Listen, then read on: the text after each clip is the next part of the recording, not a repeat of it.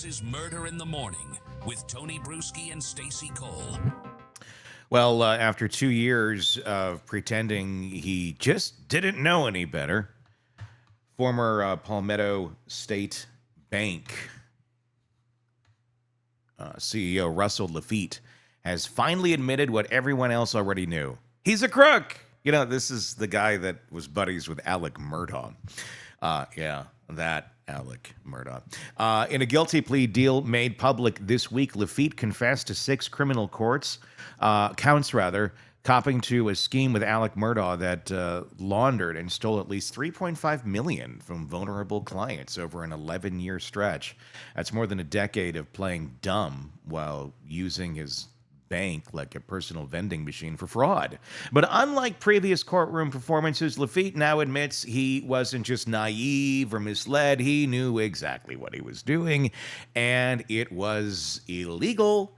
It's a major shift from the story Laffitte has been trying to sell since the walls started closing in back in 2022. In that trial, the man spent 5 hours on the stand defending everything but bad judgment. He painted himself as the village idiot of banking, manipulated by Murdaugh into funneling millions out of client settlements without understanding what was going on. He even pulled the classic, not intentionally, line when asked if he'd helped Murdaugh steal. But now, in black and white, Laffitte is admitting he did help. Intentionally. Repeatedly. And he knew it was against the law. This admission changes everything, especially for the people he hurt. It also spares them from enduring a second trial that would have just rehashed painful memories and exposed them to more cross-examination from Laffitte's legal team. Instead of dragging them through that again, Laffitte gets 5 years. It's a cut from the 7-year sentence he was serving before his conviction was overturned on a technicality. And it's a far cry from the 9 to 11 years prosecutors were originally gunning for in their 2023 sentencing memo. That memo was brutal. Prosecutors said what made Laffitte stand out wasn't just the crimes. Plenty of people commit bank fraud. It was the audacity to lie about it over and over. They detailed how Laffitte had spun tales in a civil deposition, during a disciplinary review, at his bond hearing, and at trial. And even after the jury found him guilty, he still tried to appeal, blaming everyone but himself. But now, thanks to this plea deal, there'll be no retrial, no appeals, no last-ditch arguments about ineffective legal counsel. Laffitte has waived all of it. It's a legal dead end for him, and a sigh of relief for prosecutors and victims alike. Let's talk about the company he kept. Laffitte wasn't pulling these moves with some faceless fraudster. He was in business with Alex Murdaugh, arguably South Carolina's most radioactive defendant. By the time Laffitte's case came up for retrial, Murdaugh was already a convicted murderer and a convicted thief. The idea of facing a jury while being tied at the hip to that guy, not really a very good look. The background of all this are the stories of the people they stole from, the Filer sisters, Hannah and Elena. They had their settlement money drained. Natasha Thomas lost $350,000. Arthur Badger left to raise 6 children after his wife's death in a crash, had over $1 million siphoned from his rightful settlement. Laffitte helped reroute that money through his bank into accounts he and Murdaugh controlled, like some twisted game of Monopoly where the victims always lost, so the banker pocketed Boardwalk. Emails between Laffitte and Murdaugh discussing Badger's money were described by attorney Mark Tinsley as especially damning, which is why Tinsley says this guilty plea isn't a surprise, it's damage control. And for the victims and their attorneys, this deal is about more than just prison time. It's closure, it's avoiding another public trial, and most importantly, it's proof in writing that Laffitte wasn't just a clueless banker caught in the crossfire. He was an active, informed participant in a massive fraud. Even as he faces civil lawsuits where he continues to deny responsibility, his federal guilty plea will hang around his neck like a cement necktie. Because no matter how many depositors or depositions that he gives, the ink on that 10-page agreement does not lie. Russell Laffitte may have spent years denying, deflecting, and dodging the truth, but this week he finally ran out of exits. So that's not going to be good for his civil cases.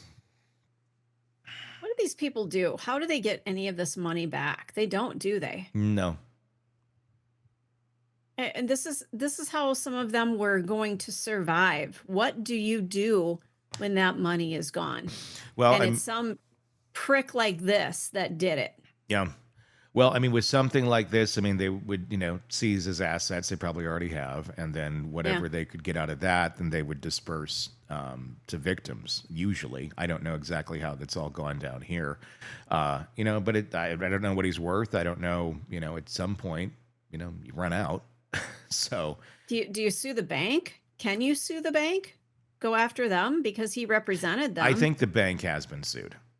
Okay. Yeah. So, I mean, it's been a while since I've paid attention to this case. I could be wrong on that, but I do believe that has taken place. Because, yeah, I mean, you could. He was a representative of the bank. And, yeah, I mean, it's under their purview, if you will. So. Well, you would hope that there would be some sort of checks and balances that, where's this money coming from? Mm-hmm. I mean, although maybe he's the guy that would sign off on everything, though. He's the one that's how he got away with it. I mean, if it was a teller doing it or something, he'd be like, "Wow, is this going on?" But he knew what he was doing, and he knew where it was going, and he knew what he needed to make it look like. So an audit wouldn't catch it. He's the auditor. Yeah. How convenient. I wonder. I mean, just how ingrained in his lies that he was for so long. Of Alex Murdaugh that gets so ingrained in his lies as well. It just seems like that is such a way of life for a lot of people in power there. I mean, it's probably a way of life for a lot of people in power anywhere, quite honestly. But the level of it for people that, you don't think of as criminals. I mean, these were, fathers, these were husbands, these, they really portrayed themselves as, just a down-home banker. I'm just a friendly neighborhood bank. Come on in. Kids get a box Probably of raisins. Sponsored a softball team too, right? Yeah, I don't know. Probably. I have no idea. I wouldn't doubt it. I wonder if they gave out, the little dum-dum suckers to the kids, or if they did raisins. Did you ever get the raisins at a bank? No, just the dum-dums. Yeah, my parents went to a credit union, and they gave out little boxes of Sun-made raisins. And there's nothing wrong with raisins, but the problem would be you want a dum-dum. Well, you want a dum-dum because raisins seem healthy and kids don't want healthy. But number two, unless they were fresh, those things could crack a tooth. They'd get so hard. Yeah, I mean, I think they went through a lot of them, so I think they were pretty fresh, if I remember the raisins. Do banks still do that? I know they give out dog bones. I don't know the last time I went through a bank drive-through. Yeah, it's been a while. Last time I did, though, my bank is all digital. Like, even where there are windows, it's digital now. And I don't know that there's because sometimes there's not even, you're not even talking to the people behind there. You're talking to like somebody in an office, and then they relay to the bank or whatever, like, okay, take this to, or some of it's just completely automated too. You're just putting your money in, or pulling it out. My bank's in another state, and then I've got one in Minnesota, so I haven't been there in probably 10 years. And then I've got another one that I don't even know if it exists. The money just goes through and the card works. I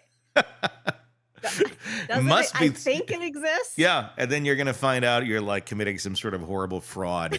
It's money like, laundering. I didn't know. Just like Russell Laffitte, I had no idea I was helping do all of this. I wasn't even sure if the bank existed. Yeah. Well, how do you know if a bank exists, especially now? I mean, to my knowledge, I go through Charles Schwab. Is there a physical bank somewhere? I've done everything online. I sign up online. I have an app.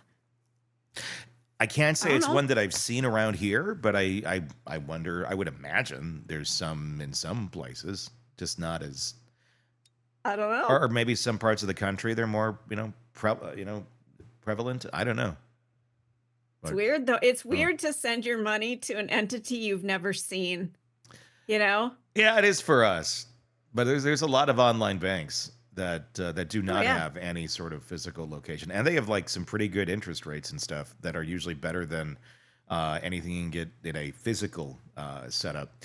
But again, yeah, it is kind of weird. Like, is We're this used to going through the drive-through. We're like, used to yeah, walking in and seeing a teller, and getting the dum dums, the dum-dums. or on a bad day, raisins. Craving non-stop true crime updates? Press subscribe now and get the latest cases, analysis, and expert commentary delivered straight to your feed. Only from the Hidden Killers podcast and True Crime Today.